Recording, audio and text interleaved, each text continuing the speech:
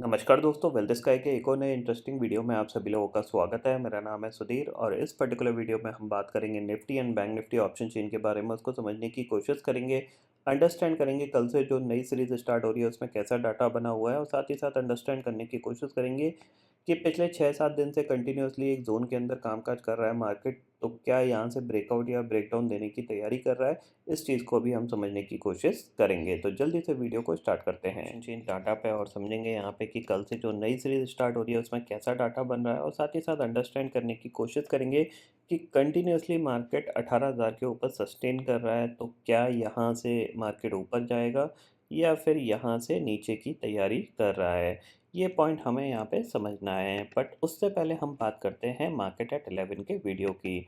Market at 11 की video में मैंने आपको क्लियरली बताया था कि ऑलरेडी एक मूवमेंट हो चुका है, क्योंकि जाहिर सी बात है गैप डाउन खुला और गैप डाउन में वन वे में रिकवरी आ गई थी, और ये अराउंड कल के आसपास जो रेजिस्टेंस फेस कर रहा था 18,100, वहीं से इसने दोबारा से एक करेक्शन दिखाया, ऑलमोस्ट 100 पॉइंट का करेक्शन आके फिर आपका मार्केट ने जो एक्सपायरी दी वो 18,050 के करीब की एक्सपायरी दी थी।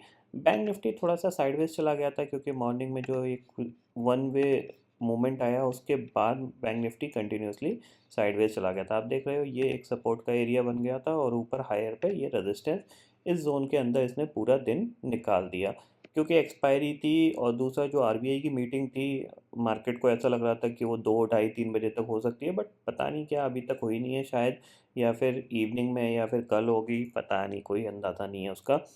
बट अब हमें ये समझना है कि कल क्या हो सकता है। कल है फ्राइडे का ट्रेडिंग सेशन और मोस्ट इम्पॉर्टेंट ट्रेडिंग सेशन है। कल आपको शायद कल या परसों आपको एक बड़ा एक्शन देखने को मिल सकता है, यानी कल या फिर मंडे को। क्यों? क्योंकि हम अगर देखोगे, आप पिछले कुछ दिन से अगर आप देखो कितने ट्रेडिंग सेशन हो गए, 1 2 3 4 5 6 7 8 ट्रेडिंग सेशन हो चुके हैं, और एक ही पर्टिकुलर जोन के अंदर स्टक हैं। ठीक है, आपको ये दिख रहा है। आज हम नीचे खोले थे, बाइंग आ गई, जब हम ऊपर खोलते हैं सेलिंग आ जाती है।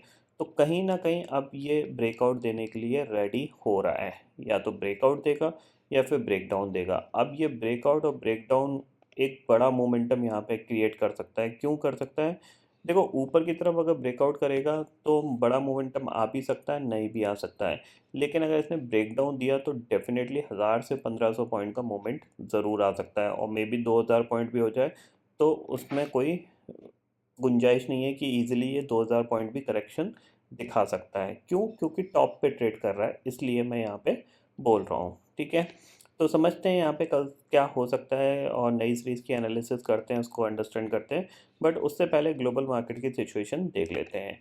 तो आप देख सकते हो इंडेक्सेस फ्यूचर्स में अगर हम यहाँ पे चलते हैं तो करीब डाउ फ्यूचर 100 पॉइंट डाउन है, नैस्डैक फ्यूचर भी करीब 88 पॉइंट डाउन है। Over the night US inflation, US Fed ने जो रेट हाइक किया उसके बाद यूएस मार्केट में काफ़ी तेज़ गिरावट देखने को मिली थी, और जाहिर सी बात है वो तो देखने को मिलेगी। 500 पॉइंट डाउ गिरा था, नैस्डैक भी करीब करीब 3.5% गिरा था। अब आज फॉलोअप सेलिंग आती है या नहीं आती? अगर फॉलोअप सेलिंग आएगी तो यहाँ पे फिर कह सकते हैं कि थोड़ी बहुत और नेगेटिविटी बढ़ती हुई दिखाई देगी। बट फिलहाल जो सिचुएशन दिख रही है वो ये दिख रही है कि हाँ, फॉलोअप सेलिंग थोड़ी बहुत आ सकती है। एसजीएक्स निफ्टी की बात करें, 18,080 के आसपास ट्रेड कर रहा है। ठीक है, एनालिसिस के तौर पे सबसे पहले ऑप्शन चेन डाटा देखते हैं। ऑप्शन चेन डाटा अगर आप देखोगे, 18,000 की कॉल पे 32 लाख का ओपन इंटरेस्ट खड़ा हुआ है, पुट पे कितना है? 44 लाख का ओपन इंटरेस्ट। 18,100 की कॉल पे करीब करीब 29 लाख का ओपन इंटरेस्ट है, पुट पे कितना है? 19 लाख का। 18,200 की कॉल पे करीब 25 लाख का ओपन इंटरेस्ट है, और पुट पे कितना है? सिर्फ 6 लाख का ओपन इंटरेस्ट दिख रहा है। यानी ऑप्शन चेन डाटा के हिसाब से जो मेक और ब्रेक लेवल है वो 18,000 ही है। 18,000 के नीचे फिसले तो फिर आपका करेक्शन स्टार्ट होगा अराउंड 17,850, और मे बी 17,700 तक भी हम जा सकते हैं। ठीक है, ये पॉइंट आपको यहाँ पे क्लियरली समझ में आ गया होगा। चलते हैं चार्ट पे और चार्ट को अंडरस्टैंड करते हैं। तो सबसे पहली चीज़ आती है 30 मिनट का टाइम फ्रेम लगाता हूँ मैं यहाँ पे, और जैसे कि मैंने आपको कल भी एक ट्रेंड लाइन बताई थी, उस ट्रेंड लाइन पे आप फोकस करिए। और कहीं ना कहीं ये ट्रेंड लाइन क्या है, आपकी ब्रेक होती हुई दिख रही है। ठीक है, अब आप देख रहे हो यहाँ पे 15 मिनट टाइम फ्रेम में मैं लगा के दिखाता हूँ आपको। अब क्या हो रहा है, ये ट्रेंड लाइन यहाँ पे ये ब्रेक हुई। ठीक है, उसके बाद इसने इसी ट्रेंड लाइन के आसपास यहाँ पे क्या किया है, रेजिस्टेंस फेस करके नीचे आया, फिर इसने पुल बैक दिखाया और इसी ट्रेंड लाइन के आसपास रेजिस्टेंस फेस कर रहा है। तो आपके लिए इम्पॉर्टेंट है यही है कि आप ये लेवल अगर ब्रेक होता है 18,000 का लेवल, तो आप यहाँ पे सेल करके काम कर सकते हो। ठीक है, ये चीज़ समझ लीजिए। जब तक 18,000 का लेवल ब्रेक नहीं होगा तब तक आपको ऊपर तो ऐसी मार्केट जिगजैग जिगजैग जिगजैग मतलब बहुत ज़्यादा परेशान करने वाला है। ये चीज़ आप क्लियरली समझ लीजिए। ठीक है, अब आप अगर थोड़ा सा क्लोजिंग वाइज देखोगे तो देखो मार्केट की क्लोजिंग क्या है, निफ्टी की क्लोजिंग आपकी पहली, अगर हम 2 दिन पहले की क्लोजिंग बात करें तो अराउंड ये आई थी आपकी, ठीक है, ये आई थी आपकी 18,150 पे। फिर आपकी कल की क्लोजिंग आई अराउंड 18,080 के करीब और आज की क्लोजिंग आई है अराउंड 18,050 के करीब की।